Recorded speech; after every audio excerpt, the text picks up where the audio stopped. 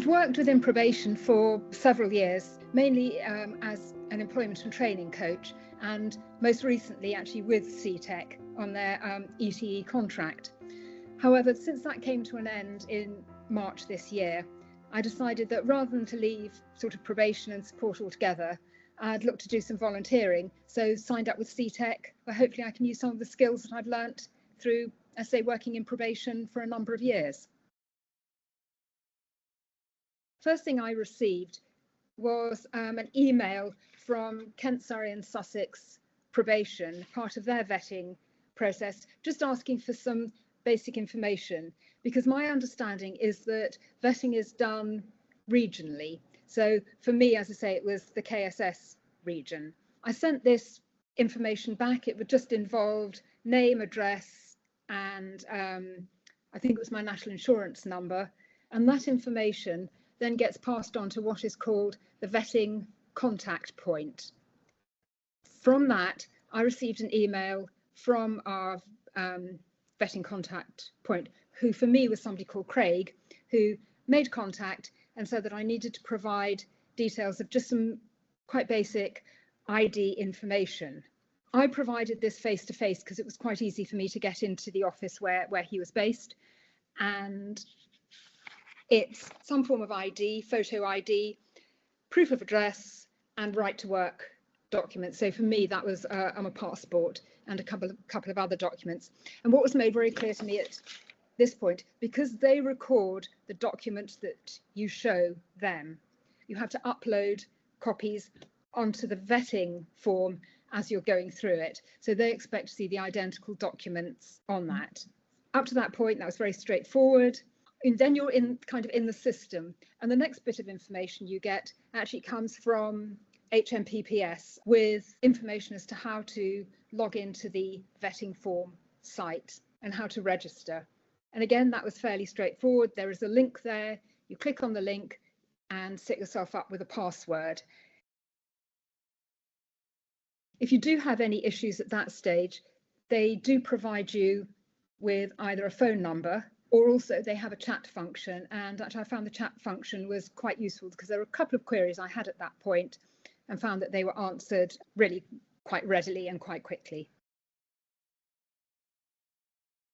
Well, there may well be some others. In fact, they do send out some guidance documents, so it's well worth actually reading through the guidance so you've got an idea of the kind of information that's needed. There may well be additional ones, particularly if you've changed your name or you use two names concurrently. So they would need something, either a marriage certificate, deed poll, just so that everything completely links together.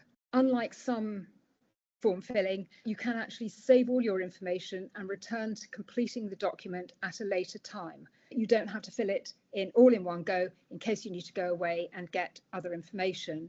And the other thing is you don't need to fill it all in actually in the order, because on the left-hand side, there is a menu of the different sections to go through. So if you could easily fill one section in, you can go to that. At the end of the section, there's a continue button which you press, and that acts as a save button. So you can then go back to other sections and say if you find you need to get more information and fill other bits in at a later time. Linked into this, because they do require quite a few documents, I think it's helpful if you've either got a laptop or a really good phone where you can scan and save documents for uploading, because I say there's quite a lot of information. It is certainly more detailed than the standard DBS forms. You do have to account for all your time. So you can't have gaps in, say, employment or study without putting in a reason.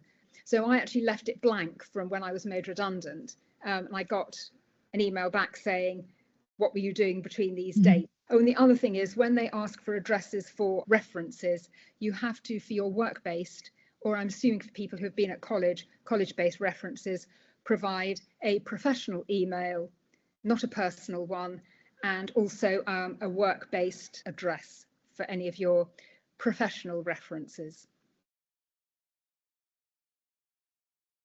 Be aware that you will be asked for far more detailed questions. So things such as talking about finances, and particularly I think if there have ever been any issues with debt. They also ask about use of social media.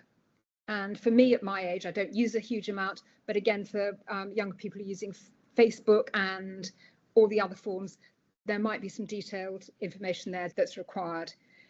They do have what they call is an additional information box.